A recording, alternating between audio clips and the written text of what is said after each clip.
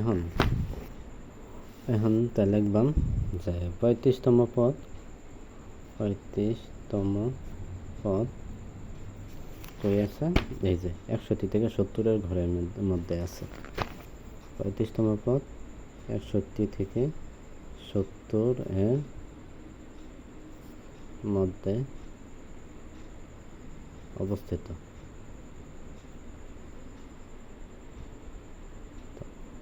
সুতরাং 61 থেকে 70-এর মধ্যে মধ্যক অবস্থিত।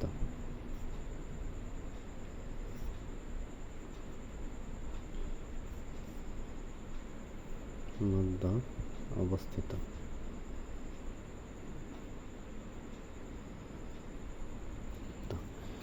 আচ্ছা, এই শ্রেণীর মধ্যে সবচেয়ে নিচের মান হলো 61। সবচেয়ে নিচের মান হলো কি 61। যে শ্রেণী নিবাম এটার সবার নিচের মান হলো এল। এখানে হলো 61।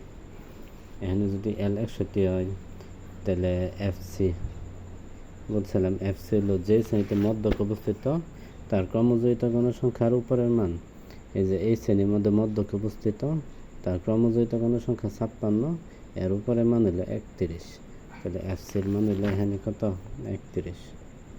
মানে যেই শ্রেণীর মধ্যে মধ্যক আছে, আমরা বলছি যে 61 থেকে 70-এর মধ্যে মধ্যক আছে, আর এটার ক্রমজয়িত গণসংখ্যা হলো এই যে 56 আগের মান হলো 31। তাহলে এফসির মান হলো এই 31।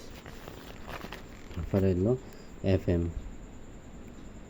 তাহলে যে শ্রেণীতে মধ্যক অবস্থিত 61 থেকে 70-এর মধ্যে মধ্যক অবস্থিত তার গণসংখ্যা হলো এফ এম।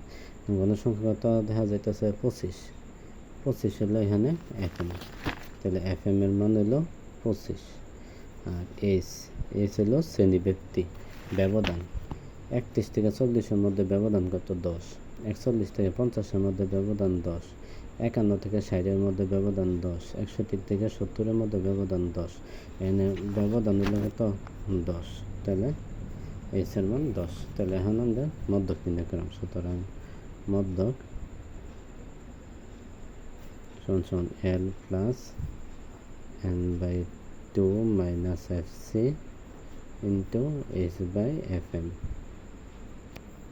মধ্যক মানে এল আমরা কি জানি, যে শ্রেণীতে মধ্যক অবস্থিত তার নিচের মান 61 প্লাস এন বাই 2-এর মান কত পেয়েছিলাম 35 মাইনাস এফসি এর মান হলো না 31 ইন্টু এইচ হলো শ্রেণী ব্যক্তি কত 10 বাই এফ এম হলো মধ্যক শ্রেণী গণসংখ্যা 25। মানে এটা যদি করি তাই 61 যোগ 35 সাথে 31 গেলে থাকে 4 ইন্টু 10 বাই 25। আগে এইটুকুর কাজ হইব, পরে এইটুকু 31 যোগ 4 10 40, 40-25 ভাগ হইব 4 ইন্টু 10 কত হয় 40। এটারে 25 ভাগ হইব, ভাগ হইলে মান হয় কত 1.6। তাহলে এর মান হইল আমার 1.6। তাহলে যোগ করলে তাহলে 62.6। এটা হলো আমার মধ্যক, এটা হলো আনসার। তাহলে মধ্যকের এটা হলো আনসার।